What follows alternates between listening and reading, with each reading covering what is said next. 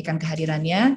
Jadi apabila Bapak Ibu ingin mengecek kembali sambungan internet dan lain sebagainya, masih ada waktu. Ladies and gentlemen, welcome to the virtual MoU signing and international webinar. We're still waiting for some of the participants to join, including the Universitas Unggul Rector. In a few minutes, we'll begin this event. And so I think it is do last minute checking on your connections or other things. Thank you for your attendance, and we'll begin shortly.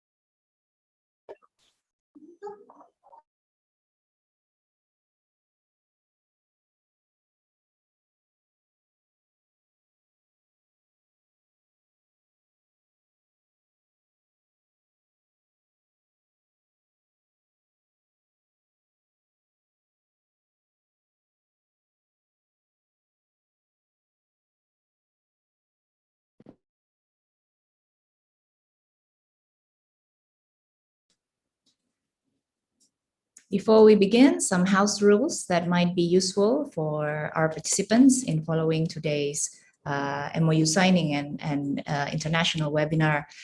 We kindly ask participants to use your name, and if actually you can put, you can add your organization after your name, that would be great, but if not, that's totally fine. And we kindly also ask all participants to mute their microphone, except when speaking, of course, and we'll provide you with opportunities for that. And to turn on the video feature, if possible, if connection permits. And as we will be having discussion, the international webinar on sustainable businesses later on after the MoU signing, for participants who would like to convey their questions to the speakers, we invite participants to submit a concise questions in the chat box, or you are also welcome to raise hand and submit your question or deliver the question directly. We also like to ask all participants to please fill in the attendance list, which we have provided, or the committee has provided in the chat box. There's a link. And with that attendance list, we will issue the e-certificates for all participants who are attending today. We'll just wait a few more minutes for our rector to join in, and then we'll commence straightly after.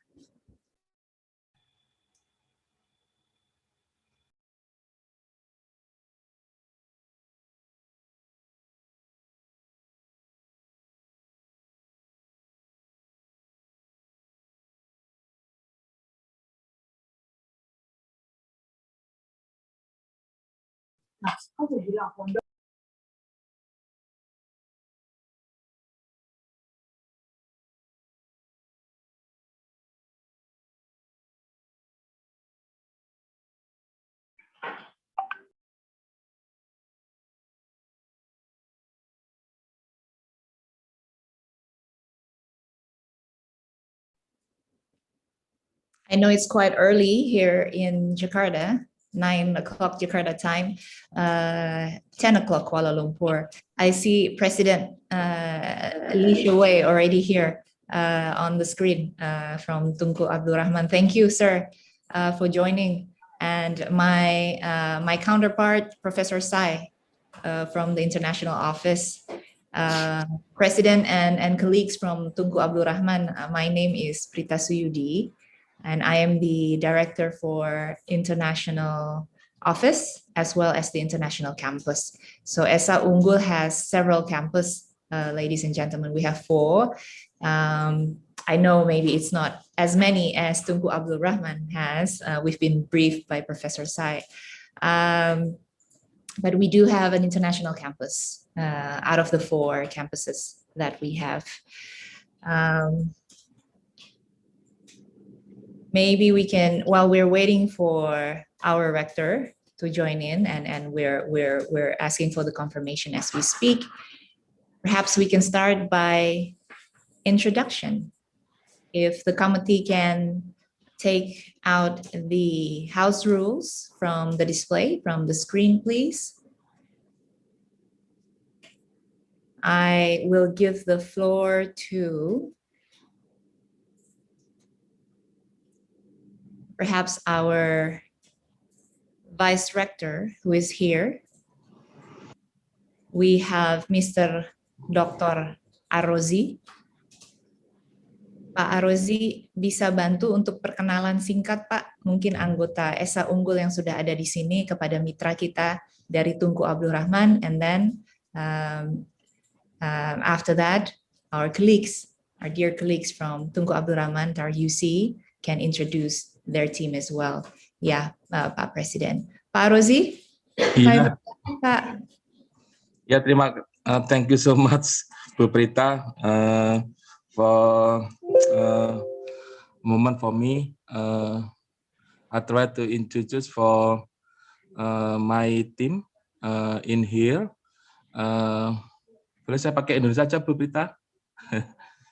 Silakan Bapak, kita satu rumpun, Pak. Oh iya, ya, alhamdulillah. Terima kasih banyak kepada Prof.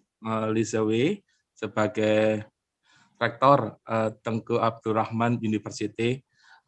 Perkenalkan Pak, saya MF Arozi sebagai Rektor, Wakil Rektor bidang 2, bidang riset, pengembangan dan inovasi. Dan alhamdulillah hari ini kami sudah berkumpul semuanya dalam rangka untuk memeriahkan proses untuk MoU yang memang kita lakukan antara ESA Unggul University dengan Tunku Abdul Rahman University. Saya perkenalkan tim saya, kolega saya dari masing-masing fakultas. Yang pertama dari Fakultas Economic and Business dengan dekannya Pak Tantri Yanuar. Silakan Pak, monggo. Pak Tantri. Oke, sambil menunggu, saya perkenalkan dekan dari Fakultas Teknik, Bapak Rusfiansah Rasidin. Silakan Pak Rusfi. Ya, terima kasih Pak Rozi. Good morning everyone. Good morning Prof. Lee and our colleagues from Malaysia, and also for my colleagues from ESA Unggul University. My name is Rusfiansah Rasidin. In my faculty, there are 3 studies programs right now: industrial engineering, and then urban planning, and also survey. I think that's all for my introduction. Nice to join this webinar and MoU. Thank you very much. Terima kasih. Ya, terima kasih Pak Rusfi. Siapa lagi yang berikutnya dari Fakultas Psikologi, Ibu Yuli Asmi. Silakan Bu Yuli. Ya, baik, terima kasih Pak Rozi. Assalamualaikum, selamat pagi. Perkenalkan Prof. Lee dan teman-teman dari Universitas Tunku Abdul Rahman. Saya Yuli Asmi Rozali. Saat ini saya mau atas nama Dekan Fakultas Psikologi. Selamat bergabung, selamat salam kenal dari kami, Prof. Di sini saya juga ada ketua program studinya, Ibu Novendawati, dan juga kepala studi pusat studi dari psikologi, Ibu Aisyah. Terima kasih. Terima kasih Pak Rozi. Ya, terima kasih. Kemudian dari Fakultas Keguruan dan Ilmu Pendidikan, silakan Bu Halinda atau mewakili Ibu Ratnawati. Silakan Bu Ratna.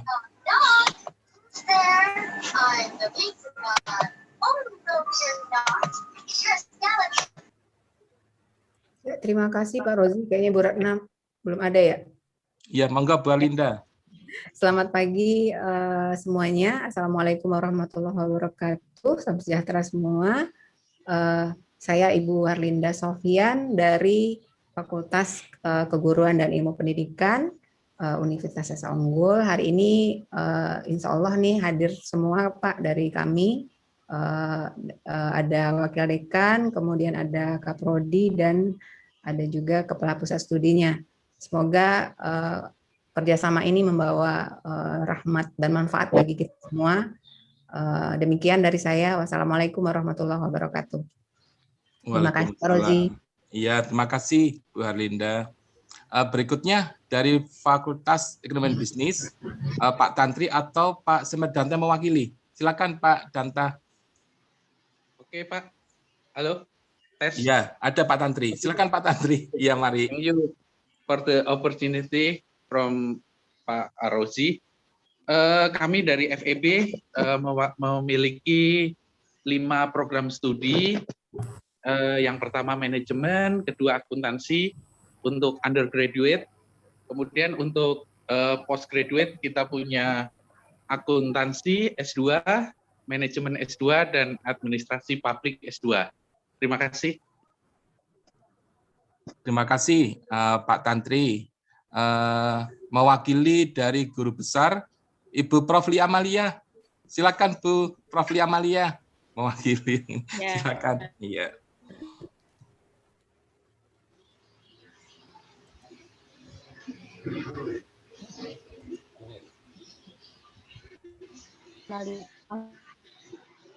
Economic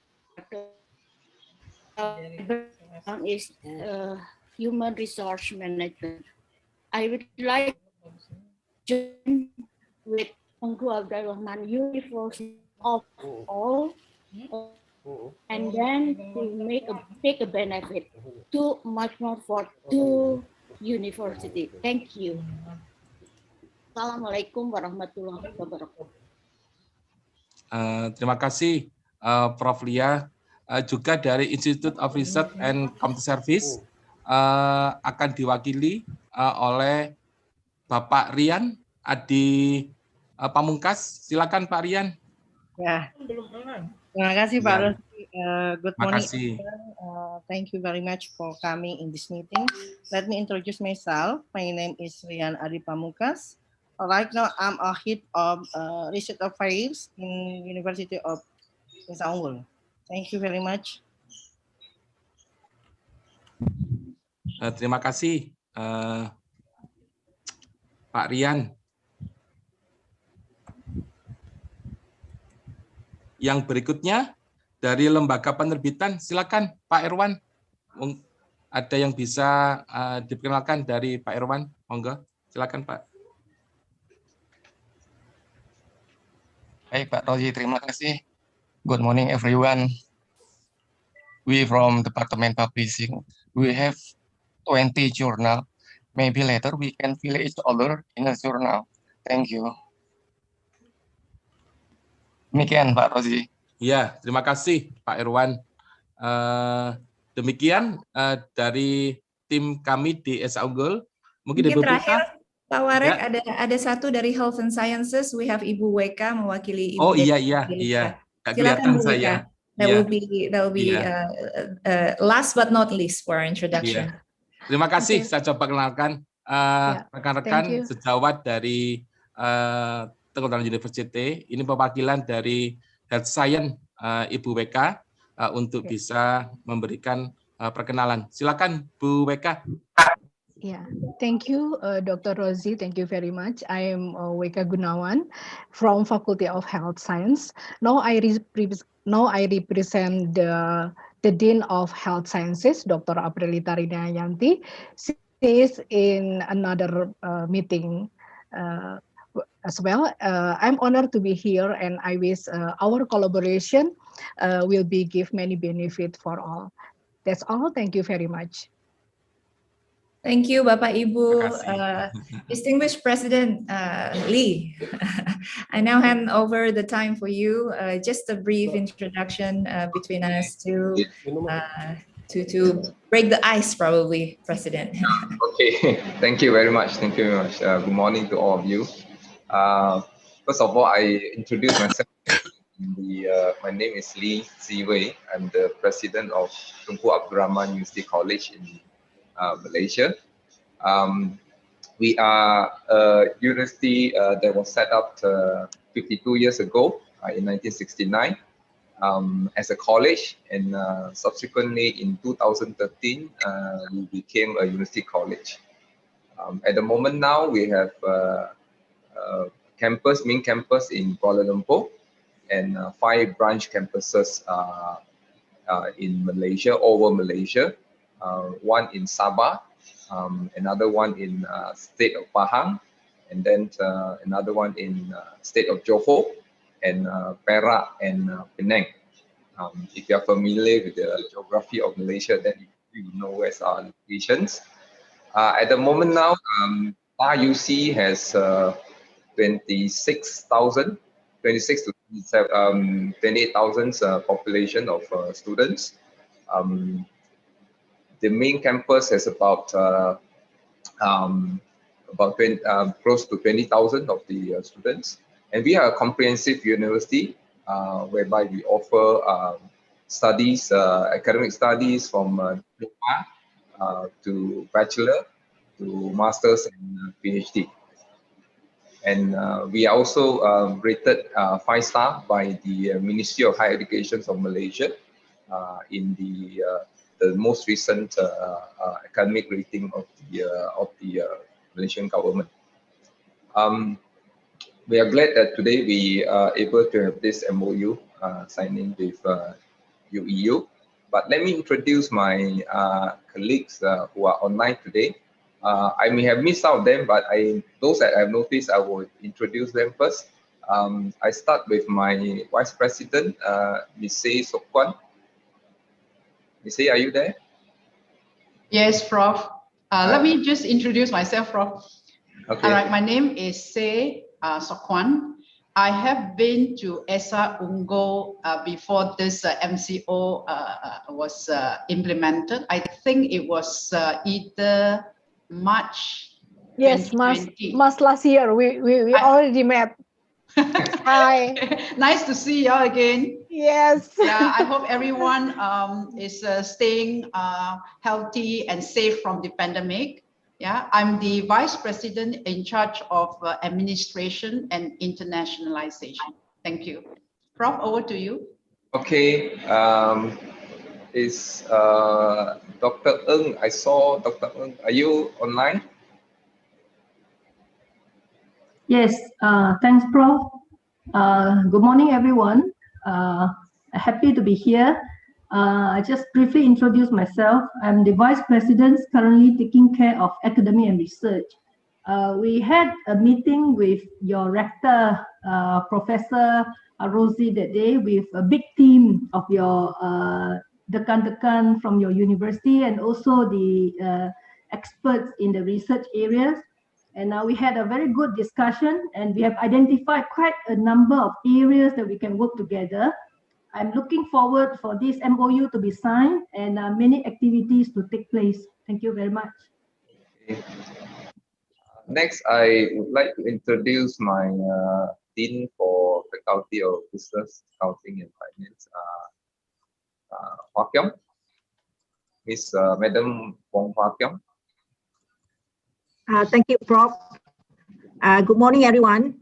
I am Miss Wong. I think I also visited Esa Unggul before with Miss Say last year. Nice to meet everyone here. Yeah. Yeah, I look forward to work closely with you. Yeah. Because I think we are in the WhatsApp group, we are in communication. Yeah, we are in communicating and discuss. I hope we can actually have more concrete collaboration in near future. Looking forward for that. Thank you. Okay. Next, I have Diana Key, who is the Dean for FCCI. Are you there, Diana? Yes, good morning, everybody. Good morning to all. Selamat pagi, Bapak dan Ibu dari Universitas Esa Unggul. Senang bertemu dengan semua hari ini. I am the Dean of the Faculty of Communication and Creative Industry. My name is Diana. Nice to meet all of you. Okay, next, Dr. Katriani. Kati, are you there? Yes, I am, Prof. Good morning, everyone. Selamat pagi, salam sejahtera. Saya Katiani, saya Dekan Fakulti Sains Sosial dan Kemanusiaan. Kami menawarkan program-program seperti Early Childhood Education, Psychology, Hospitality Management, Tourism Management, English dan sebagainya. Saya rasa kita sudah juga ada sedikit kolaborasi dengan Encik Hafiz menjadi speaker baru-baru ini dalam satu webinar bersama Esa Unggul. Okey, terima kasih. Okay, thank you, Dr. Kati. Anyone else from Tayu? Dr. Look is here. Oh, Dr. Look, okay. Dr. Look, sorry, I didn't see you just now. Okay, because I don't know why I cannot start my video.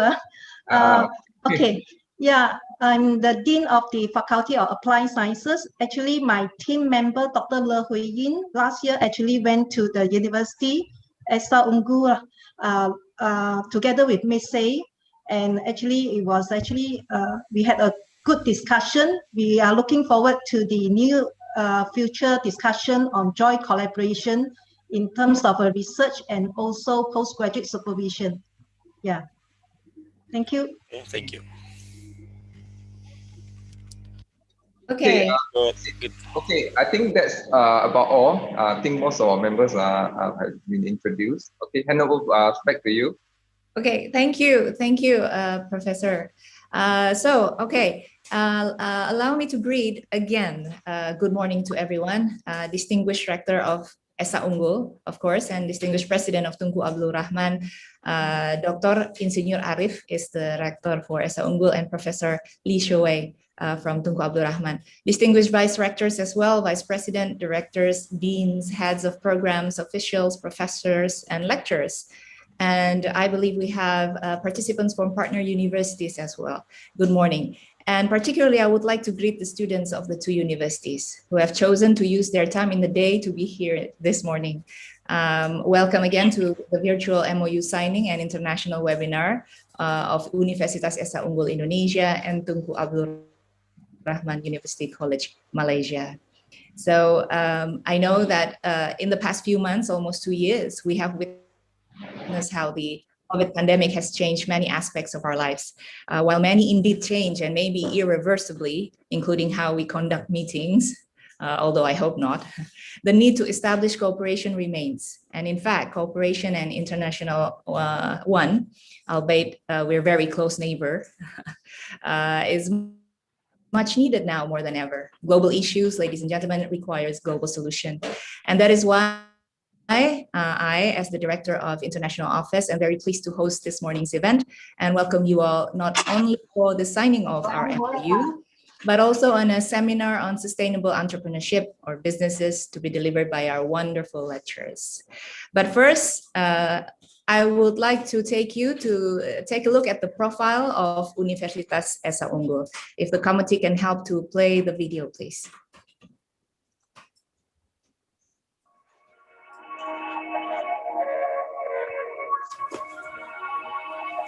Berdiri sejak tahun 1993, Universitas Esa Unggul telah menjadi salah satu kampus swasta terbaik di Indonesia. Kini, Universitas Esa Unggul memiliki 15.000 lebih mahasiswa yang terbagi di 4 kampus. Sebagai kampus utama, Universitas Esa Unggul Kebonjeruk memiliki 10 fakultas.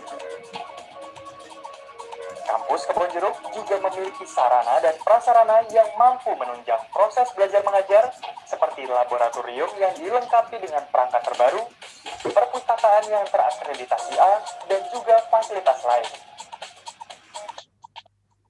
Universitas Esa Unggul Kampus Citra Raya merupakan kampus kedua dari 4 kampus yang ada dalam naungan Universitas Esa Unggul. Diresmikan sejak tahun 2015, Universitas Esa Unggul Kampus Citra Raya hadir dengan jurusan-jurusan unggulan dengan akreditasi A. Jurusan-jurusan tersebut antara lain teknik industri, teknik informatika, sistem informasi, manajemen, akuntansi, humas, marketing komunikasi, ilmu hukum, psikologi, pendidikan guru sekolah dasar, desain komunikasi visual, dan juga program pasca sarjana khusus untuk S2. Kampus ketiga berada di Bekasi. Universitas Esa Unggul Bekasi memiliki fasilitas yang memadai dan juga tenaga pengajar yang profesional. Kampus ini menjadi jawaban masyarakat akan perguruan tinggi yang berkualitas. Sebagai komitmen untuk mewujudkan kampus dengan kualitas terbaik, Universitas Esa Unggul memiliki gedung kampus baru dengan 41 kelas dan dilengkapi dengan berbagai laboratorium dan fasilitas lainnya, seperti laboratorium gizi, di mana mahasiswa dapat langsung belajar bagaimana mengolah sebuah makanan yang sesuai dengan standar gizi yang baik. Sebagai perwujudan visi untuk menjadi world class university, kini Universitas Esa Unggul telah membuka kampus khusus internasional kelas di Majestic Point, Gading Serpong, Tangerang. Lewat program internasionalnya, Universitas Esa Unggul Kampus Gading Serpong akan mempersiapkan mahasiswa agar memiliki kemampuan intelektual yang tinggi, kreatif, siap bersaing secara global.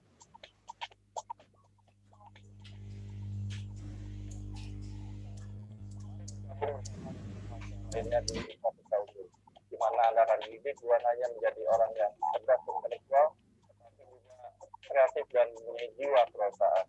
Serta Anda akan siap berjuang untuk menghadapi berbagai macam tantangan global. Be smart, creative, and entrepreneurial. Okay, with that, I would like to kindly invite to deliver a welcoming remark the Rector of Universitas Esa Unggul, Dr. Insinyur Arif Kusuma Among Praja, MBA IPU. Kami persilahkan Bapak. Okay. Thank you, Ibu Prita, for your time. Professor Lee, ladies and gentlemen, I really want to apologize that I attend this meeting a bit late due to my misunderstanding and my misperceptions. And I thought that the webinar will start at 9:30. I'm really sorry about my coming to the meeting. Really sorry. Okay. Honorable Professor Lee Se-wei, President of Tunku Abdul Rahman University College of Malaysia, Honorable Speaker of this conference, Mr. Chong Wei-ying and Dr. Semardata, my colleague, lecturer, staff, distinguished participants, students, lecturers, and ladies and gentlemen.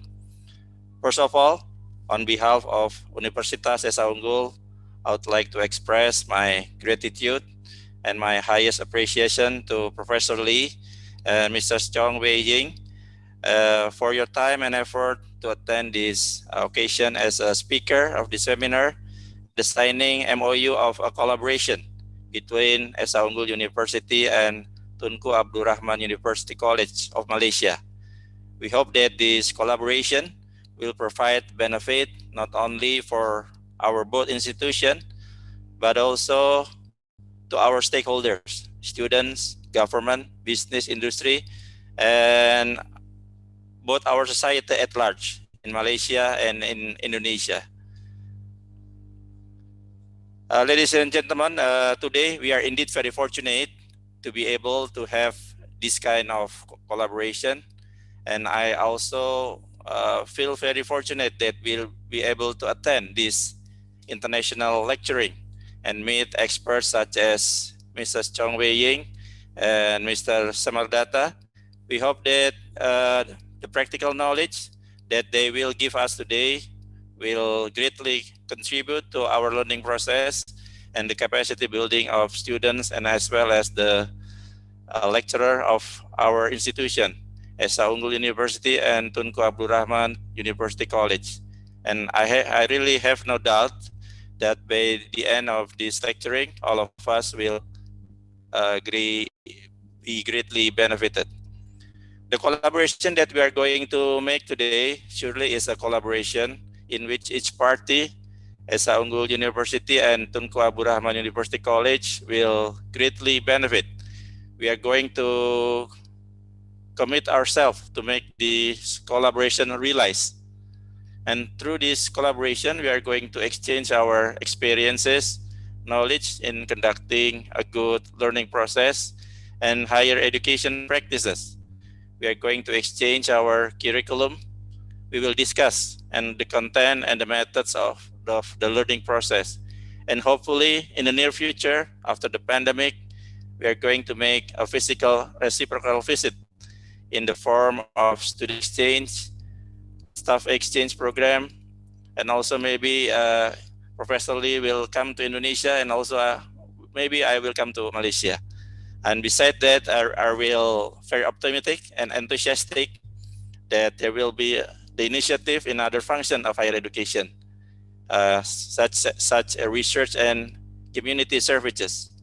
We both can expect that in the near future, hopefully this year, 2021, there will be a faculty collaboration program in research and community development between our two institutions. I hope that there will be a joint research and followed by joint publication. I hope there will be one of our lecturer advancing in doctoral program, maybe in your institution, and we are going to attend each other international seminar. And in my final words, ladies and gentlemen, I will emphasize that this collaboration is very important to all of us.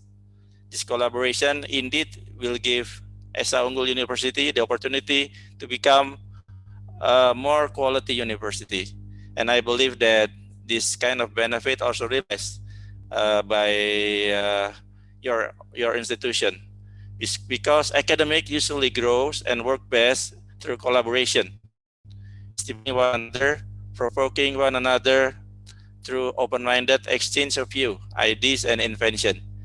Perhaps we need to stimulate more discussion about how to ensure academic people in both our countries can cooperate more productively. Finally, I would like to thank again to Professor Lee and colleagues from Tunku Abdul Rahman University College, and we sincerely hope that today is the passage of ongoing collaboration, which is not only beneficial to our institution but also stakeholder, and also for bilateral relationship between Indonesia and Malaysia. Thank you for kind attention. And once again, I'd like to apologize for my late. Assalamualaikum warahmatullahi wabarakatuh. Waalaikumsalam warahmatullahi wabarakatuh. Thank you very much, Pak Rektor.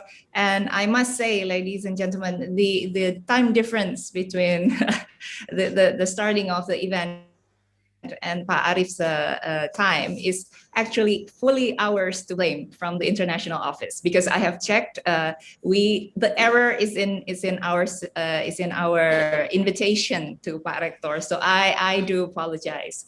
And as previously mentioned and explained as well, Pak Rektor and Professor Lee, that even prior to the signing of the MoU, Pak Rektor, both universities have initiated talks to materialize the agreement, Pak Rektor. So there will be the programs in the future that you have mentioned in your speech to be actualized, to be realized, and hopefully in the near future. So now let's take a look at the profile of our colleague, our counterpart, Tunku Abdul Rahman University College. Mau kemana? Nggak apa-apa.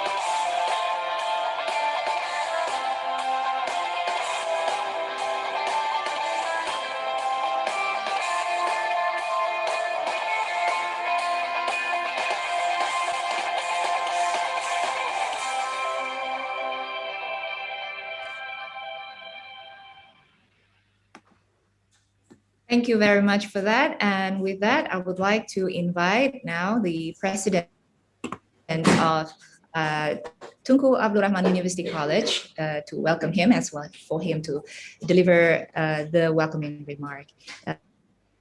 Distinguished President, Professor Insinyur Dr. Lee Shewei, the floor is yours. Okay, thank you. Good morning to all of you, to Dr. Engineer Arif Kusuma Amun Praja, Rector of Universitas Esa Unggul, or UEU. All my colleagues and counterparts from UEU today, and my colleagues and staff members of TAUC that attend this function today, students, and also ladies and gentlemen, very good morning to all of you. Selamat pagi and salam sejahtera daripada Kuala Lumpur. First of all, I would like to thank the organizing team members for setting up this event today for our MoU signing, and also the webinar that we have going to have two speakers, one from UEU, and also another one from TAUC, and Dr. Semendanta, and also Chong Wei Ying from TAUC. Now as mentioned just now by Ms. Say, that our discussion started last year when we visited your campus in Indonesia, just before the pandemic started to lock us down in our respective countries. So it was fortunate that we could make the visit just before the lockdown. But nevertheless, I think during the past 1 to 2 years, we have been able to be engaged in the active discussions, and therefore today we have this signing ceremony to mark the so-called the starting point of our collaborations. But today is just a ceremony. I believe that the work has started for some time ago, and is ongoing now. And I'm proud to say that there's a strong interest and also the enthusiasm from the staff members of both sides to collaborate. Now, between Malaysia and Indonesia, we are two countries in Southeast Asia that are playing a very major role in this region. Whether you look at it culturally or historically, the two nations have been very close to each other. In fact, I used to joke with my counterparts from Indonesia that it is actually faster for me to go to Indonesia than to my Sabah campus in East Malaysia. All right. So the nearest, in fact, for me to reach Indonesia is just within half an hour. Right. So it's that close physically we are to each other. But I think historically and culturally we are also very close. We have been, the exchange, among the scholars, the cultural people and so on, has happened for centuries, right? So I do not see reasons why in this 21st century that the institution higher learning in the two countries, cannot work in a closer manner than before. So therefore today, this is a good example of what an Indonesian institution and a Malaysian institution can work together, right? Now, internationalization and mobility is the in thing nowadays for students and also for academic staff. So in Malaysia, our government highly encourage our students to go out to other countries to enrich their experience. And we also welcome students from overseas to come to Malaysia to enrich and diversify their experience. So therefore, I do see that it is going to be mutual beneficial for two of us to actually start, say for example, student exchange and staff exchange, and also a joint seminar like what we are having today. So I'm very optimistic and I'm also very supportive for the collaborations between the two institutions. So MoU is a ceremonial kind of event in which that to mark the collaborations. But I think there are a lot of work and actions to be taken after this to further strengthen our collaborative partnership between the two institutions. So I wish all the best to the participants today for the webinar. I'm sure that the sharing with among the staff members of two institutions will be very beneficial to all of us. And I also look forward to visit your campus in Indonesia, and also Dr. Arif, we also welcome your visit to our campus in Malaysia. Hopefully that will happen very soon. Okay. So with that, once again, thank you very much to all of you for organizing this ceremony. Thank you. Thank you very much, Professor Lee. And yes, I agree. I do hope that us each other can visit in the very near future.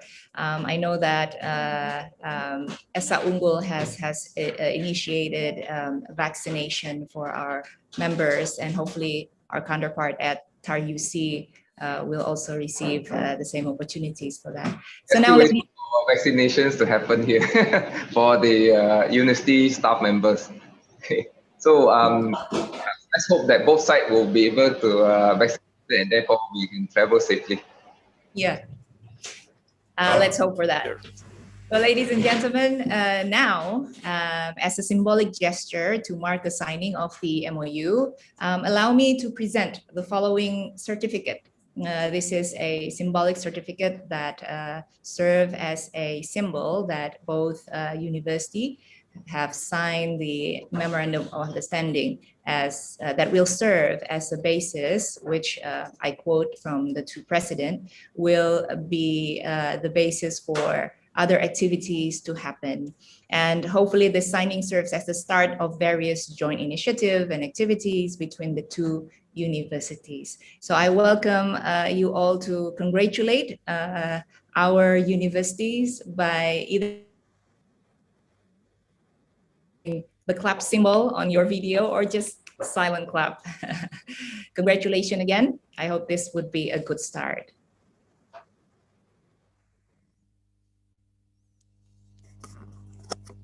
Okay, now we're off to the main session, which is the, we shall begin our seminar. And this seminar, the webinar, under the overall theme of sustainable business. Two prominent lecturers from UEU, the Esa Unggul and TAR-UC, will share their views. We will later have Ibu Chong Wei Ying, PhD, and also Bapak Semerdanta, Dr. Semerdanta Pusaka. And leading the discussion, I would like to invite, but first I would like to introduce as well, the wonderful moderator for today, and she is here, I believe already. I saw her video just now. The moderator for this discussion is Ibu Ikramina Larasati Hazrati Hafiz SH MBA, PhD, an impressive scholar whose achievement will take out probably half of the time of the discussion if I were to read all of her curriculum vitae. Ibu Ikramina is the 2019 Outstanding International Graduate Student given by the Wuhan University of Technology with impressive experience in research, development, and entrepreneurship. She received her doctoral degree from Wuhan University of Technology, master's degree from also Wuhan University of Technology and bachelor's degree from Universitas Islam Indonesia di Yogyakarta, kalau tidak salah ya, from the Faculty of Law in the International Program. Now, not only she is a scholar, but she is also a gold medalist in badminton and Kempo. So speakers, be careful. I will stick to the time that she is keeping if I were you. And again, ladies and gentlemen, if you have questions during the discussion, don't hesitate to put it in the chat box or raise your hand later. So Ibu Ikramina, I now hand the screen to you. Over to you, Ibu. Okay, thank you, Mrs. Prita, for the time.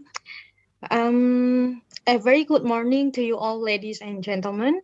Assalamualaikum warahmatullahi wabarakatuh.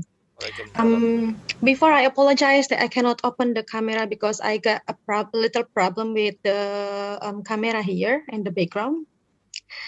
And before we start our agenda about the international webinar, as we have witnessed the MoU ceremony between Universitas Esa Unggul and also Tunku Abdul Rahman University. I wish you a good health in this unprecedented global health crisis in the wake of COVID-19 pandemic. And now, as we are going to start the international webinar, my name is Ikramina Larasati. I will be responsible for hosting the webinar today. But first, before we begin, I would like to introduce the speakers that we have today. Maybe the committee can share the slide about the speakers. Yeah, thank you. So first we have Bapak Dr. Semerdanta Pusaka, SAMM. He is the Vice Dean of Economics and Business Faculty at Universitas Esa Unggul. And he earned his bachelor and master degree from Trisakti University and also granted his PhD on 2010 from the La Salle University, the Philippines. And he also has 20 years work experience as a co-founder in some private sectors and also actively engaged in a research project. And today he will present to us the topic of sustainable business in the post-pandemic era. And for the second speakers,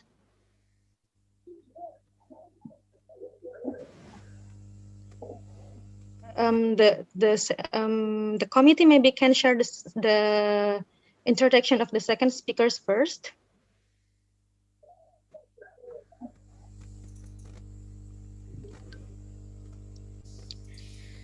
Okay, and as the second speaker here, we have Ibu Chong Wei Ying, PhD. She is the principal lecturer at Tunku Abdul Rahman University College, and also she earned her Bachelor of Science degree in Management from Southern Illinois University of Carbondale.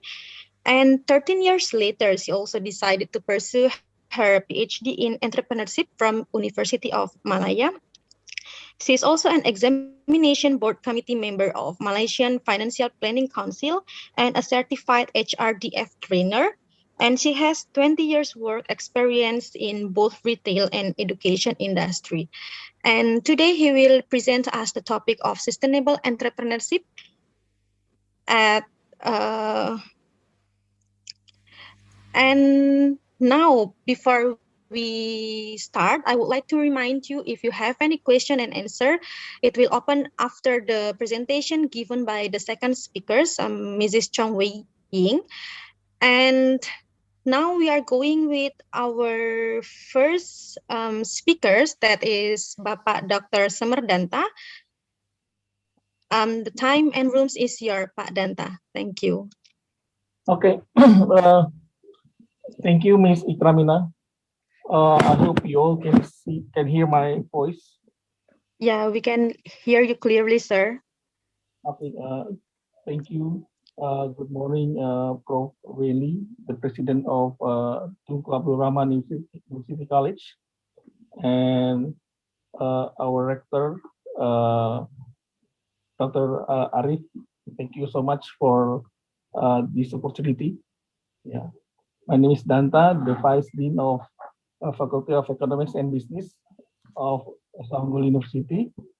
And today, I would like to present the topic of my presentation.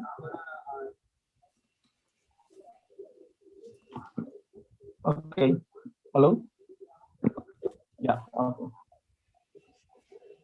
I'm going to go. I'm going to the next slide, please. Yeah. Okay. So the topic today is about sustainable business in post-pandemic era. Two issues here that I would like to present. Number one is what is sustainable business? And then the second one is what is the situation in the post-pandemic era, and whether the sustainability itself is still relevant to the current situation. Okay, next. Okay, I'm going to start with this question. What is sustainable business and why is it important to all of us? So after this, I hope we can have the same perception about sustainable business. Next, please. Okay, 4 years, yeah, businesses have been, gaining so much profits. Yeah, but we have to also consider the impact of the businesses. Yeah, you can see the businesses, have caused a lot of issues in terms of environment and social aspect. Yeah, there are some corporate frauds or crimes. Yeah, and we can see the pollution from operation of the businesses, and we can see some cases where the companies discriminated their employees in workplace, and then we have to consider also the negative impact of the products that we have now. Yeah. Okay, next.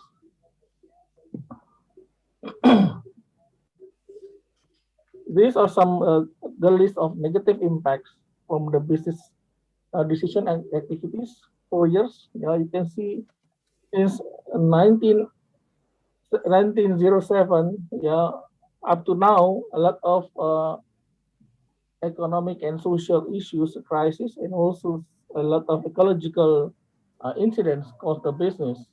Yeah, and the latest issue now is about the climate change. Yeah, this is about how the industrialization that we have now emits so much carbon dioxide that cause a situation where it is called the global warming. Yeah, climate change. Yeah, they cause the global warming. Okay, next.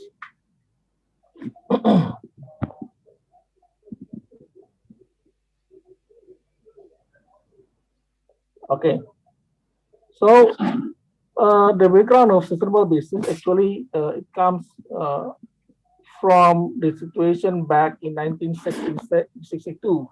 Yeah. Okay. There was a book written by the Rachel Carson. It is the title of the book is The Silent Spring. Yeah. So the book is about the concern of the writer, and she said that because of industrialization, there was so much environmental damage. Yeah, and one example is the extensive use of pesticide that caused the extinction of insects and birds. Okay, so the book has caused public concern. Yeah, the book has caused public concern, and then it encouraged the United Nations at the time to assign Brundtland, yeah, Miss Brundtland. She was the former Norwegian Prime Minister And then the Brundtland Commission did the study about development industrialization, and then issued a study report called Our Common Futures. Okay, in the report, the Brundtland Commission said that there should be a change of paradigm for industrialization and development. Okay, so in the report, the Brundtland Commission introduced the terminology sustainable development. Yeah. So the definition of sustainable development is the human ability to ensure that the current development meets the needs of the present without compromising the ability of future generations to meet their own needs. Okay. So this is the start of stability in the nowadays era. Yeah. Next. Okay. What about the business paradigm today? Yeah. Now we are entering the sustainability era, where the business should be referred to what is called a stakeholder theory. Yeah. It was introduced in 1984 by Edward Freeman. Previously, the business theory refers to the stakeholder theory in 1970. Yeah, advocated by the Milton Friedman. Yeah. He was the recipient of the Nobel Prize. Okay, so under the stakeholder theory, the businesses must, ensure that the stakeholders gain benefits from the companies in line with their profitability. Yeah. Okay. Next. So we are in the era of sustainability, where the economic, environmental, and social go together. Yeah, we know a lot of sustainability initiatives. For example, OECD issued a standard for the responsible business. We have the World Business Council for Sustainable Development, and the UN also has the Global Compact. A lot of standards such as ISO 40,000 for environment, OSAS 80,000 for health and safety. Yeah. In 2000, there was an initiative by UN, which is called the Millennium Development Goals, that promoted at 8 environmental and social objectives. Yeah. You can see also that at the bottom right, there are some standards for sustainability reporting. So it means that the businesses now report to the public about their environmental, social, and economic performance, not only their profitability. Yeah. Okay, next.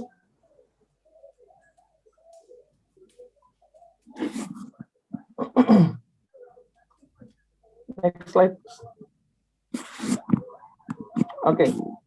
So in 2015 up to 2030, there are some goals set by the United Nations, and these 17 goals already ratified by countries around the world, including Indonesia, under the presidential decree number 59, year 2017.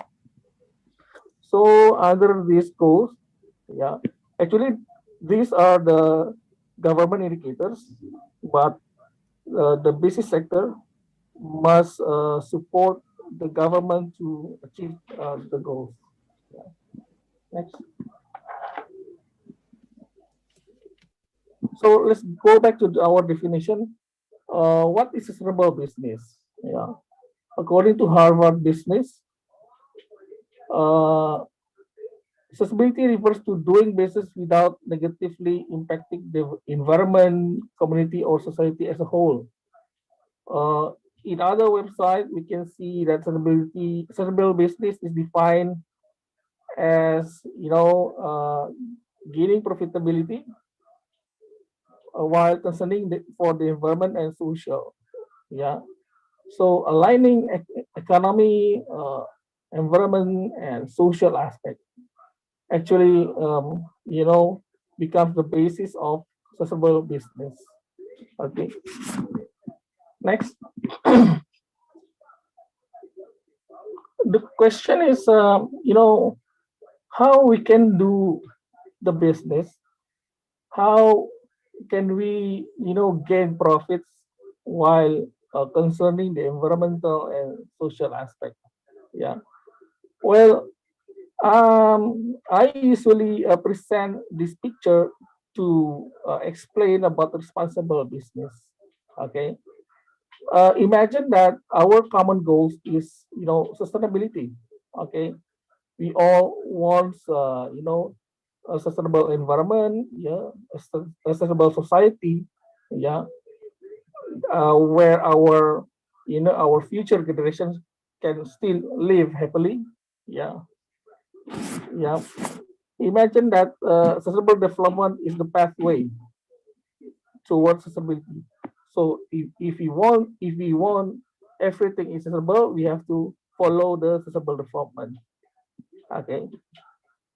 Okay. So if you can see the vehicle there or the car, yeah, we assume that our company is the car, is the vehicle. Okay. So when we move forward, our company, yeah, following the path of sustainable development, okay, we aim to sustainability.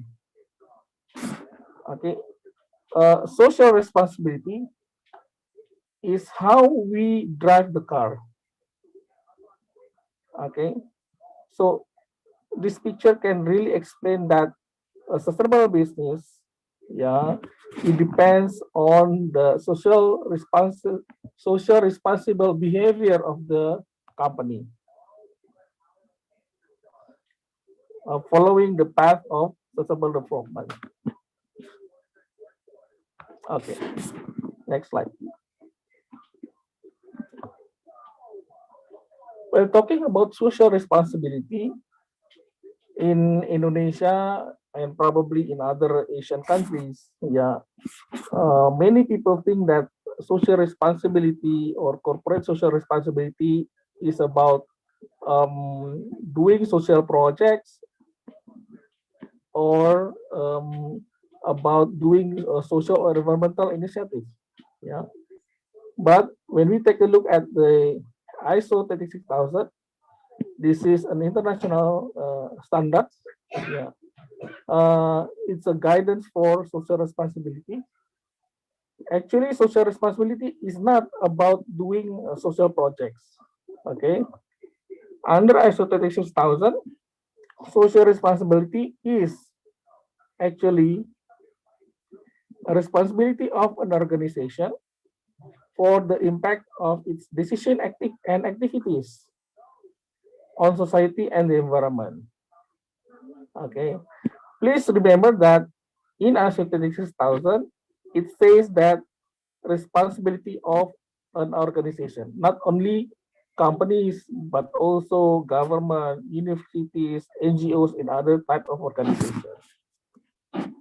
Okay, next.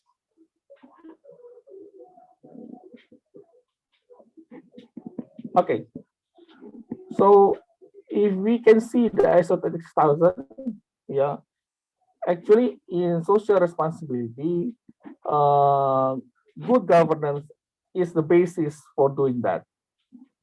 And there are 6 other focus areas covering the human rights, labor practices, the environment, fair operating practices, consumer issues, and then community involvement and development.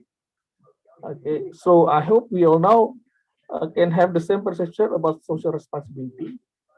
when we say corporate social responsibility, it is not just community projects, yeah, but it is about how the businesses behave and manage all the issues and stakeholders. Next.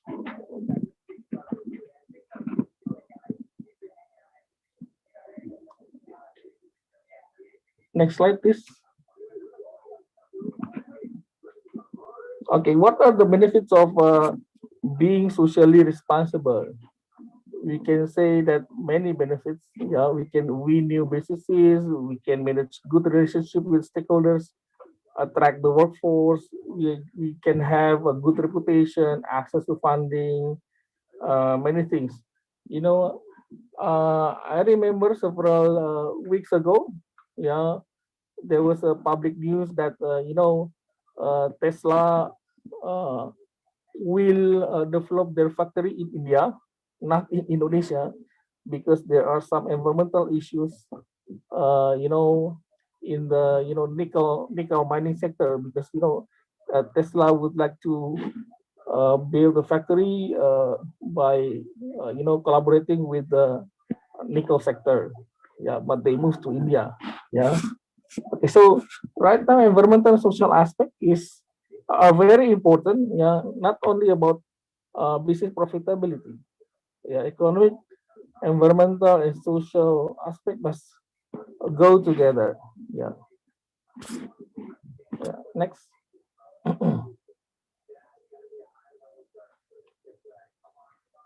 So that's all about sustainable business. What about the situation after the pandemic? Is sustainability agenda still moving forward after the pandemic? Yeah. Let's see. Yeah. Okay. Next slide.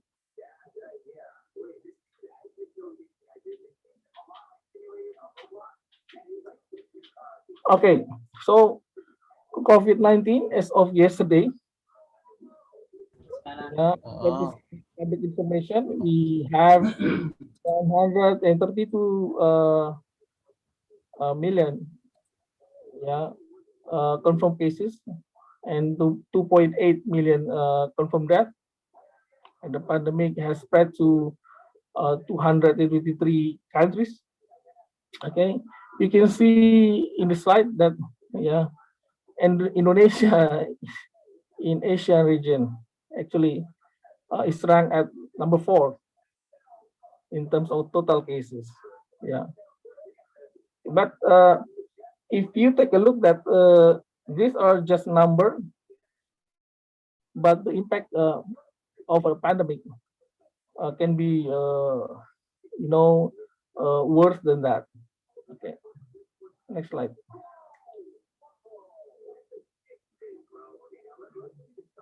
Next slide, please. Okay, so because of the pandemic, one issue that is we need to consider is about the the jobs. Yeah, ILO said that about 81 million jobs wiped out in Indonesia. Yeah, more or less 5.2 million people will lose their job, and about 3.78 million more people fall into poverty. Okay, next.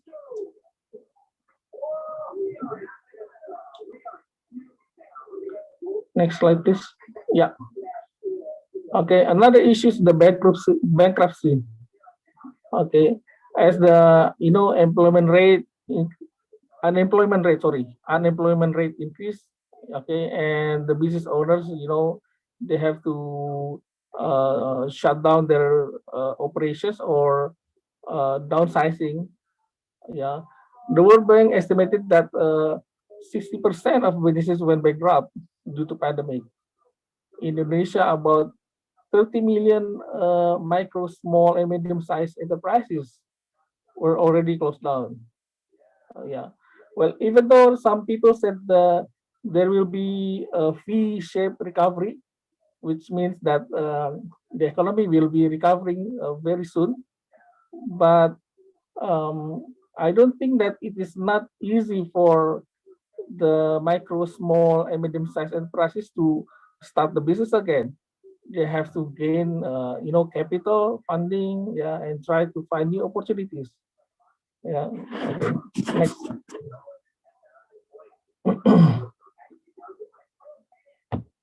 Okay. So because of the losing jobs, yeah, and the closing down of the businesses, there will be, consequences. Yeah. This is the study of UNDP as of December 2020. Okay, it says that in 2030, there are about 44 million people are into extreme poverty because of COVID-19, and there is a high damage scenario. Okay, that there is a possibility of 251 million people will fall in poverty, including 100.2 million female poverty. Yeah, and due to pandemic, there will be an increasing number of malnourished children, increasing number of maternal mortality rate. Yeah, and also the children completing the secondary school will be decreasing. Okay, so the study says that SDGs is one of ways to manage this one. Okay, if we support the SDGs, there would be 146 million people will be out of poverty, including 74 million female poverty headcount. Okay, next. Okay, another issue during pandemic is the plastic waste. Yeah, because of the pandemic, we use more masks, gloves, protective equipment. There are more drugs and medical treatment there, and also because we stay at home, we order food, we order things, we buy things from e-commerce, and the delivery actually use the more plastic packaging. Okay, so this becomes the issue after the post-pandemic, because even though the pandemic is over, there is a behavioral shifting, into the digital transaction, and the delivery is still there, and the plastic packaging will be still be used. Okay, next.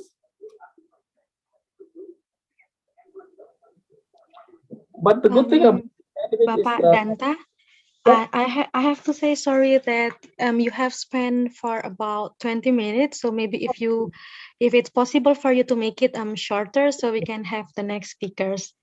Okay, I'm really sorry. Yeah, thank you. A little bit, 2 or 3 minutes. Okay, so yeah, this is about digitalization behavior during the pandemic. Next slide. Could you please next slide? Okay, and also about the because we have less activities during the pandemic, we have less pollution and carbon emission. Next slide. This is a study in Southeast Asia that the air quality in the area is much better during the pandemic. Okay, next slide. Okay, so regardless the pandemic, actually the industry is moving forward to the renewable energy. This is something that we have to realize that all Asian countries are moving forward to make a progress, in terms of renewable energy. Next slide. Okay, and also the industry, are moving the agenda for reducing the carbon emission. There is an initiative there. It is called the Science-Based Target Initiative, to reduce the emission. Okay, next slide. And more investors are now doing assessment for companies, not only based on economic and profitability, but also based on environmental and social aspect. Next slide. And also reporting the sustainability performance is now emerging in all Asian countries. I believe Malaysia also has a regulation on this. Next slide.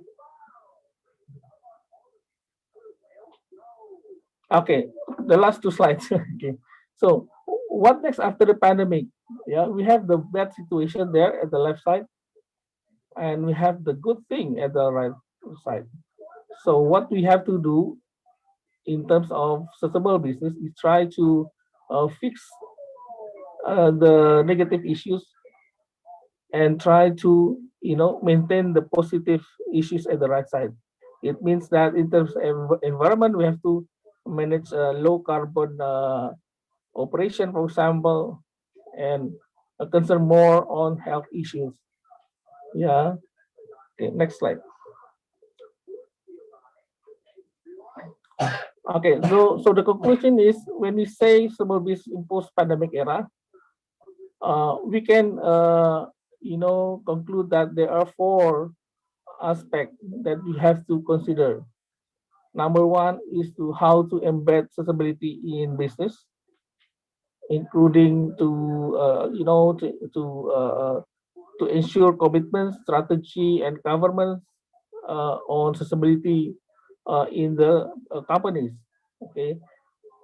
Second, we need to build a resilient business, not only profitability, but also to consider social and environmental aspects, including to consider the well-being of the employees, health and safety, more efficient and productivity, while at the same time reducing the negative impact on the environment.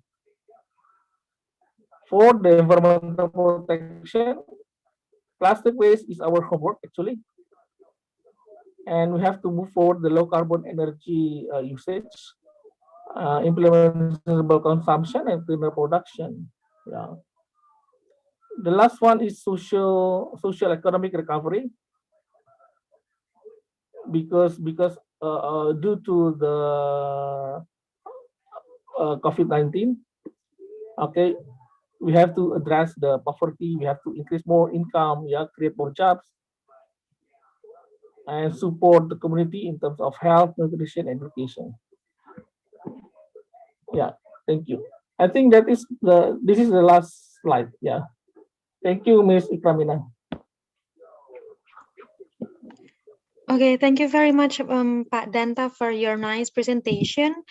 And just to remind to all participants, if you have any question, you can directly write the question in the chat box. And after the presentation given by the second speakers, we can start to open the question and answer sessions.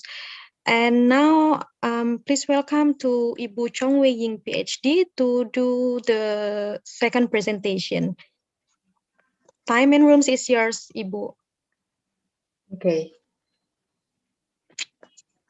Yeah, I think can the committee share the slide? Yeah. So very good afternoon. A very good morning to everyone. Okay. Today, my topic will be sustainable entrepreneurship as a driver for business success. So sustainability is a hot topic these days. It used to be the realm of the occasional tree hugger and bird lover, but it seems that today everybody has embraced sustainability. Be it firms, government, citizen, everyone is talking the sustainability buzz. In the context of business, sustainability is also known under one of its many related terms, such as corporate responsibility, share value creation, inclusive capitalism, social enterprise, and so on and so forth. Next, please. Next slide, please. Thank you. So confidence in the economy and entrepreneurial creativity has become particularly scarce resources. In the past decade, we could still draw on almost unlimited trust in the economy. Now we must generate greater social actor value through increased transparency as well as through innovation. This is the only way to make it clear to all that businesses are part of the sustainability solution, not part of the problem.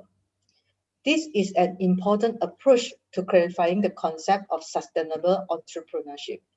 It means taking greater advantage of the positive effect and creative potential of entrepreneurship than ever in order to achieve a sustainable development of our society. Therefore, sustainable entrepreneurship is the shared value between social and economic value. Entrepreneurs can make an important contribution by aligning their business model so that their action create both a business and social added value. Next slide, please. Thank you. So, what does sustainability means to business? Is it about reducing environmental impact? Or maybe about improving reputation through CSR activities? Is it worth it? How can we translate this sustainable business vision into actual business operation? How can we align commercial performance to sustainability for the long run? Those are questions that many entrepreneurs ask themselves when being faced with the challenge of adopting sustainability in their business. The truth is, if truly embedded into every part of the business, sustainability can offer tremendous competitive advantage. Many studies have shown that embracing sustainability and effectively managing the triple bottom line can be a key driver for innovation, growth, and progress. Think about, for example, the organic food industry that used to be niche but now is really mainstream. Or think about vehicle fuel economy as a key driver for engine design and customer choice. Because you wouldn't want a car company to lie to you about your car's fuel economy, right? Right. So you care about this issue. Environmental factors are fundamentally changing the game for business. Some companies will adapt and succeed, and others will fail. If you are an entrepreneur, you should be thinking hard about who those winner and loser will be. Next slide, please. Thank you. Next slide. Yeah. I think you need to click twice because some photo are not showing. Yes. So the best company, they are not just going to survive in this rapidly changing environment, but they will find ways to thrive.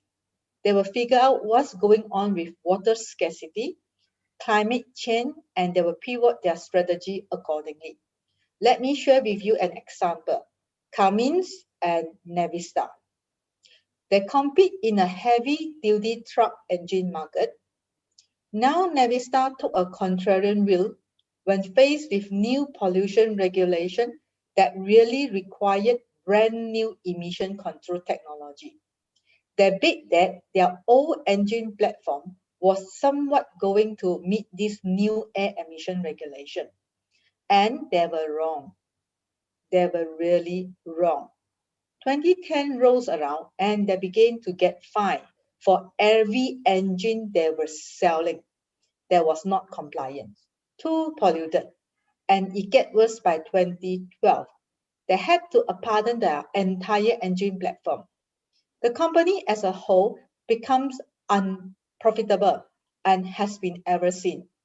And for their own trucks that Navistar manufactures, they had to begin buying engines from Cummins, their competitor. Cummins, on the other hand, with a technological leader that invested early, since the early 2000s in research and development and pollution control technologies to create a clear path to make engines that were cost effective and that accepted these new requirements. Because of their technological lead, the stricter the regulation, the better it is for Cummins. This environmental business advantage has helped Cummins thrones the competition. On a global basis, they have 2 to 4 times the market share of their closest competitor. Can you please click again? Committee, can you please click again? Because one more photo. Yes, thank you. So, okay, even if a company is making outsized profit for today, if a company has not managing their environmental risk and opportunity well, I believe they are in danger of go bust because environmental factors are not disconnected from company fundamentals from the business. In 2015, United States Environmental Protection Agency issued a notice of violation of the Clean Air Act to German automaker Volkswagen Group. Volkswagen admitted in September 2015 that it had installed defeat device in millions of its diesel power car. Software detected when cars were being tested for compliance with emission rules. The software then adjusted the engine so that they passed. But in normal use, the engine emitted far more pollution, including up to 14 times more nitrogen oxide, which contribute to asthma, and bronchitis. The damage are still rolling in, life wounds and hard-won billions of dollars lost. Next slide, please. Yeah, you need to click again. Yes. Let me give you another example, MoU.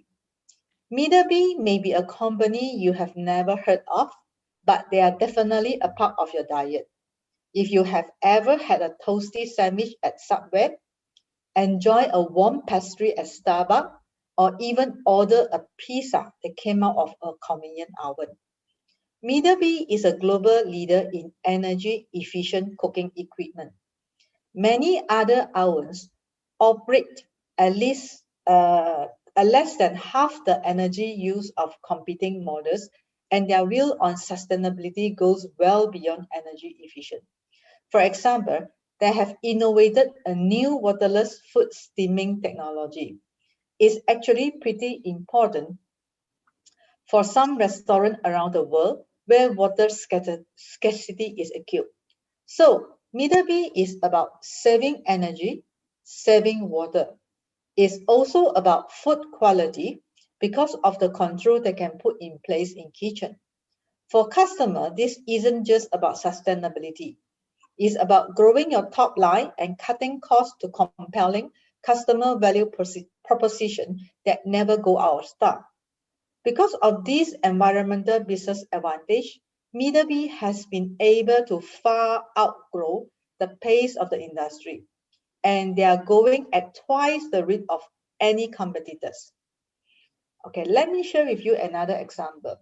I believe that we all love smartphone.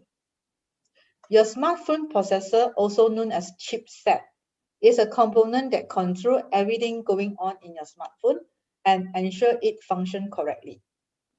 Because chip functionality has increased dramatically, you are pretty happy with the feature of your smartphone in general. And is it in part because they are energy efficient? We can deal with those small factories. And has essentially enabled your mobile lifestyle. Now, I believe in this webinar, there are hundreds, probably over 1,000 design chips in your purse and your pocket. And that's because about 30 years ago, Holdings made a decision that someone might thought was foolish to design their microprocessor around low power and energy efficiency, while Intel and the rest of the industry was designing around computational power and speed. By now, has 100% market share in smartphone. Next slide, please. Next slide, please. Okay. Let me share with you another local Malaysia example. Inari Amaton Perhat. Founded in 2006, Inari started with offer SMT assembly, PCBA, and box building service.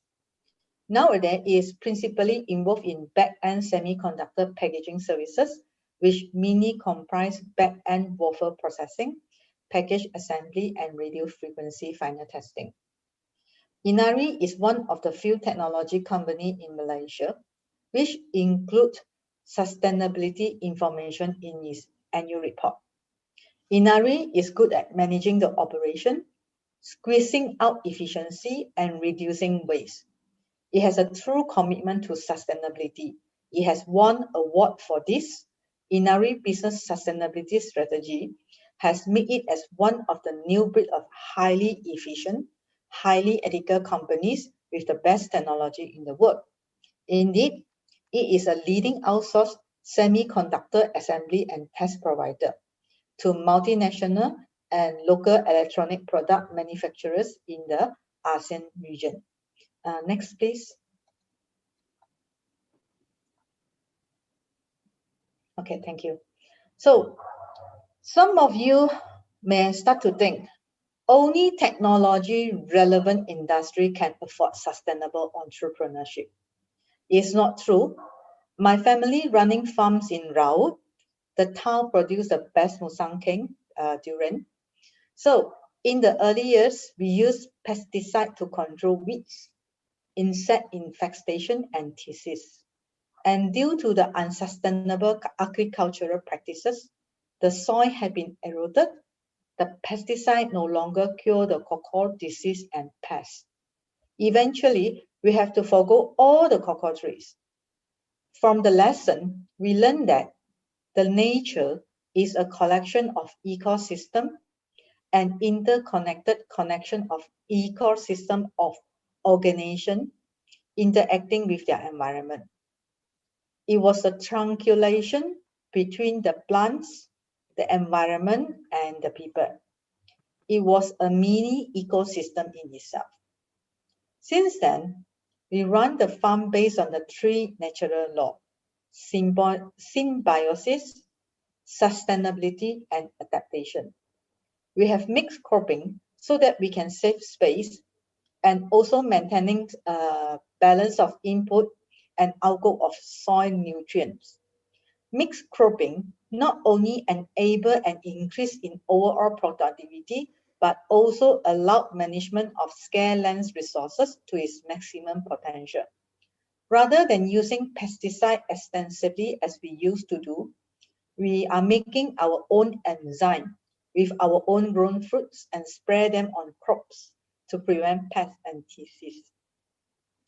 This sustainability practice have improved crops efficiency and enhanced crop growth.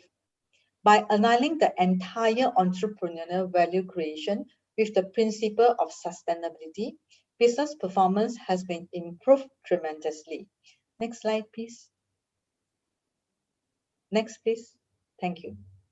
So, as I have mentioned earlier, we have Cummins, profitable with leading global market share, Middleby growing fast and taking share, 100% market share, Inari profitable with leading ASEAN market share, and let's not forget the improvement of crop efficiency and crop growth in my family farm with sustainable practice.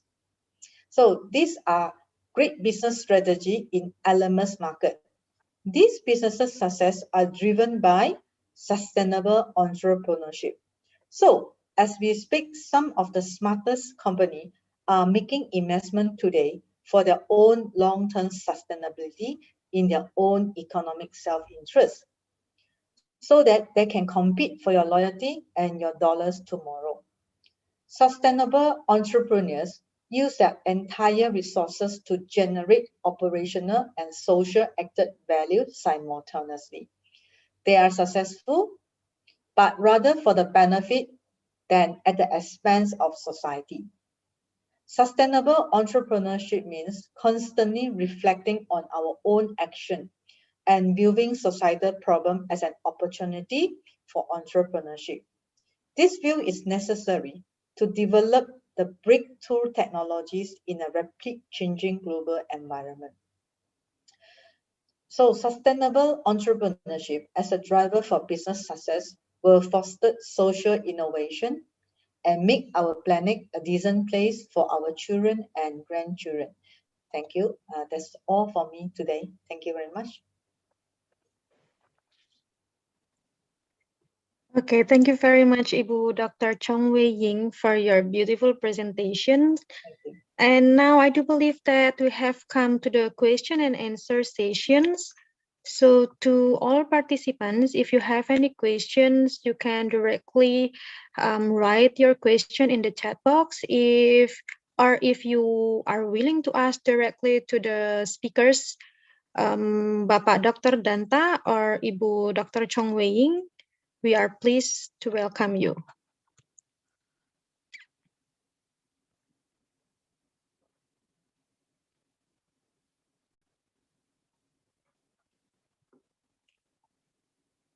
Okay, we got here for the first question.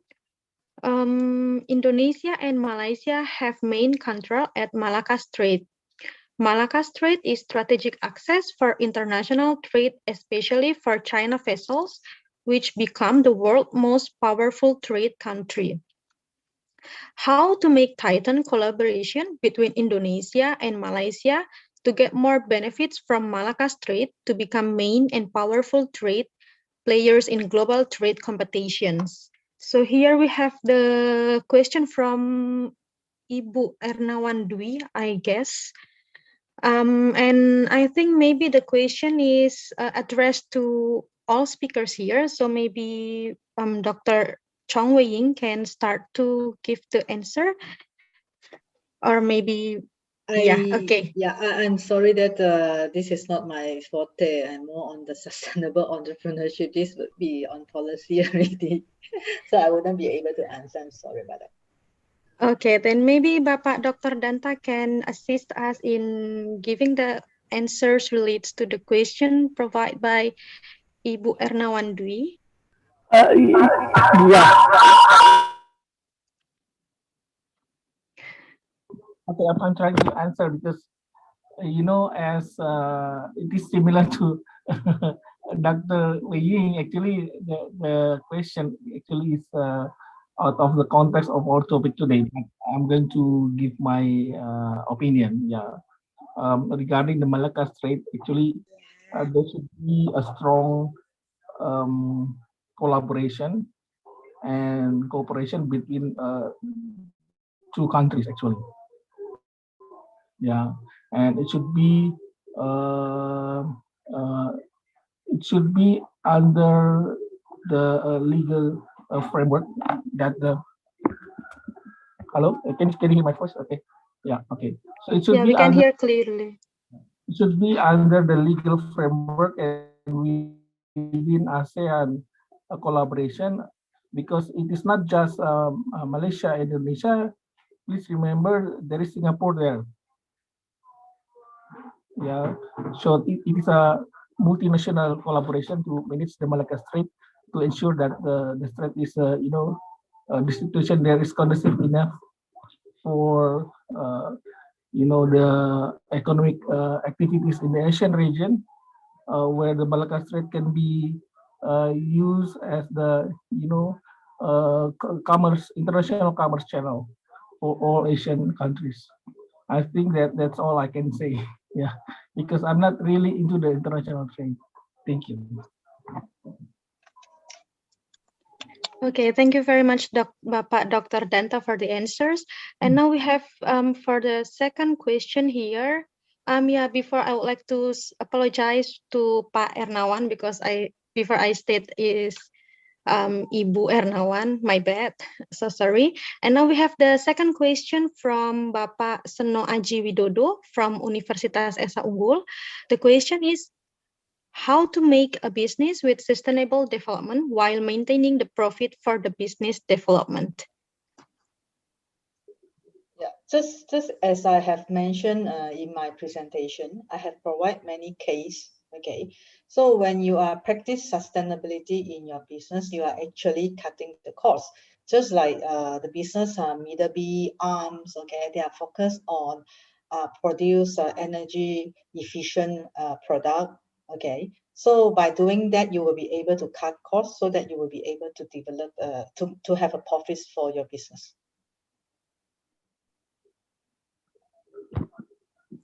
Okay, Yeah, thank you very. Yeah, okay. Maybe Bapak Dr. Danta want to add the answer. Yeah, I would like to add, regarding the questions, yeah, how to make a business visible performance while maintaining profit. We already have a lot of business cases and examples where the economy, environmental, and social can go together. Okay, so one of the key actually is the innovation technology. Yeah, without innovation, we cannot make a lot of breakthrough ideas. How to aligning economic, environmental, and social aspect. Okay, I usually give a very simple example. Yeah, I believe all of you now use the LED light at home, right? No one is using the old version of the light bulb. Everyone is now using LED lamp at home, and use the LED TV. Yeah. Maybe you think that LED is just a technology, yeah, that we can use now, but you have to realize that the LED lamp that you use at home actually is a product of aligning profitability with sustainability. LED now the price is affordable, right? It has a long life usage. You can use it for 3-4 years, right? It has a very low energy consumption. Okay, and it has a very low carbon emission, right? And it does not use the mercury as we used before, in the two plant. Okay, so it's a product of stability, because you have the economic and financial benefits there, and you contribute also to the environment because we use less energy, and the product itself, it is more manageable in terms of waste management. Okay, it's a very simple example that you use the product of sustainability. We can say green product actually right now. Okay, another example is the LED TV. You may think that it is just a technology, but you have to understand that LED consume very less energy. Okay, so in terms of size, it is very slim. Yeah, it has a very low logistic expenses. And why LED TV use the black plastic? Yeah, because it is easily recyclable. Okay, so this is something that we have to understand, that everyone is moving forward toward sustainability, aligning profitability with the economic and social and environmental social interests. Thank you.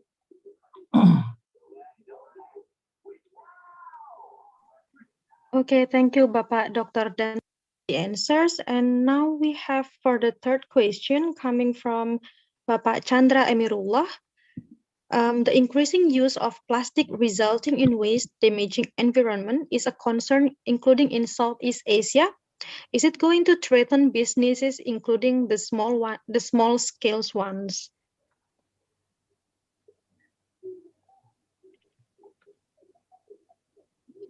Maybe Ibu Dr. Chong Wei Ying can answer, or Bapak Dr. Danta. Okay, thank you. Yeah, actually, I think in Holland, they have started a project to collect the waste from the sea, and they actually view this plastic as an opportunity to turn it to become revenue. It's a great experiment. They are still working on it. No one can know the result yet, but they have started the project. So for Southeast Asia, we have no government to start this collect the sea wastage yet. So we are yet to see the impact. Of course, it's harmful to the environment, but for business in small scale, I think they use a lot of plastic. They don't really threaten the small scale business, but it's an environment problem that government need to look at it and solve it. In country in the Eastern Europe country, like Holland, not Eastern, Western Europe country like Holland, they are in Europe they are start to look at the problem, and they have started a project to collect all this plastic waste from the sea and see what they can do to generate revenue from it. That is all from me. Yeah, I would like to add the answer. Yeah, I agree with Dr. Wei. Actually, if we take a look at the plastic issue, the key is that to increase the collection rate of the plastic waste. Okay, because nowadays we are in a sustainability era where we have to take a look economic, environmental, and social issues in a holistic way. Okay, so there is a concept called circular economy. Okay, so under circular economy, we have to see the plastic waste as an opportunity for another industry. For example, the recycling industry. Yeah. Okay, so we have to take a look at that. Plastic for us, probably at the end of life of usage, it becomes waste. But for other industry, it becomes products. Yeah. We can say that the waste transportation industry, for example, waste processing industry, plastic recycling industry. Yeah. So we have to consider all of these issues. Okay, go back to the question that is it going to threaten businesses, including the small scale ones? It depends on how we respond to the issue. It depends on how the government will regulate the plastic waste. If the government, will ban the use of plastic, it may, I say it may, impact the small scale business because they use the plastic for packaging, for any operation activities. But if the government, supports the circular economy and they focus on collection rate and they focus on developing the recycling plastic business, it becomes opportunities for the small scale ones.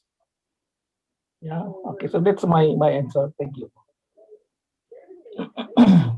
Okay, thank you very much, Bapak Dr. Danta and Ibu Dr. Chong Wei Ying for the answer.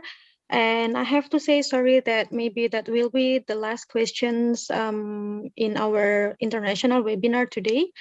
And maybe everybody in this room can give a big round of applause to our speakers today by hitting the raise hand, and not raise hand, the clap button in the Zoom, or directly clap your hands in the camera. And So I believe that maybe this is the end of our international webinar session. And I would like to thank you to all speakers here, Ibu Dr. Chong Wei Ying and also Bapak Dr. Semerdanta, for sparing your time and also sharing us your valuable knowledge that I believe we can also learn of. And so then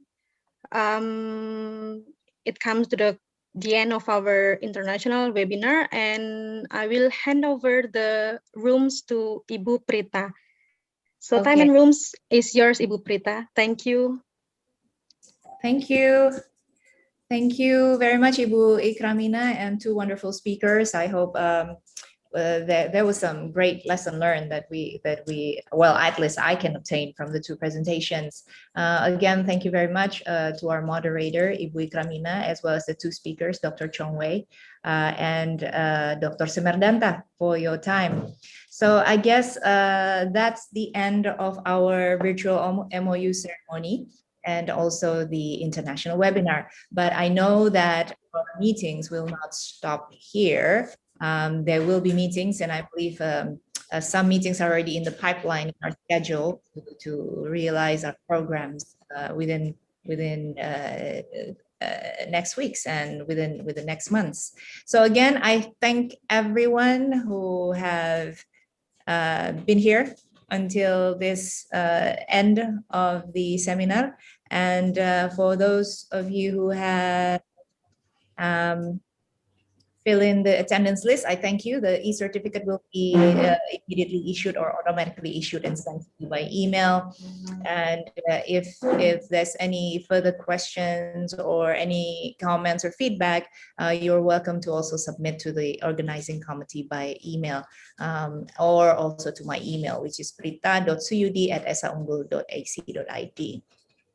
Once again, I would like to thank everyone, especially students. I wish you all a wonderful rest of the day and a wonderful cooperation between Esa Unggul and TAR University. And a special thanks as well for the organizing committee from both institutions.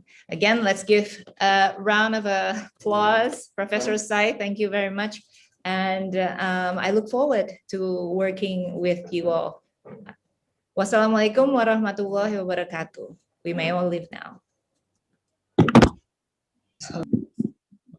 Waalaikumsalam. Terima kasih Bapak Ibu semua. Sampai jumpa lagi. Terima kasih Bu Prita. Terima kasih Bapak Ibu, Pak dosen, Bu dosen yang sempat hadir, mahasiswa sekalian. Terima kasih Bu Prita. Terima kasih Bu Prita. Terima kasih Bu Yudi. Terima kasih Bu Prita. Pak Rozi, terima kasih. Suaranya Izin khas. live Bu Prita. Ya. Izin, ya terima kasih Ibu. Izin live Ibu Prita, thank you. Thank you very much Ibu Ikramina. It was nice. Terima kasih Bu Prita. My pleasure. Yuk Bu Prita, yuk izin Terima live. kasih Pak Dekan, makasih ya.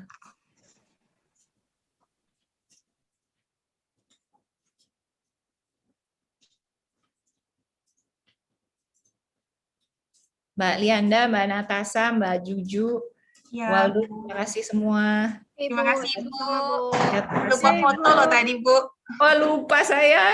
Di foto nggak tapi? Ada yang foto nggak? Tapi tadi ada beberapa dokumentasi sih dari Waldo. Oke. Cuma nggak foto yang bilang foto bersama gitu. It's okay ya. Foto lagi aja, foto lagi. Undang lagi, foto lagi ya. Masuk lagi. Kiri. Oke Bu, izin live ya Bu. Pindah ke sebelum ya. Ya, terima kasih Bu.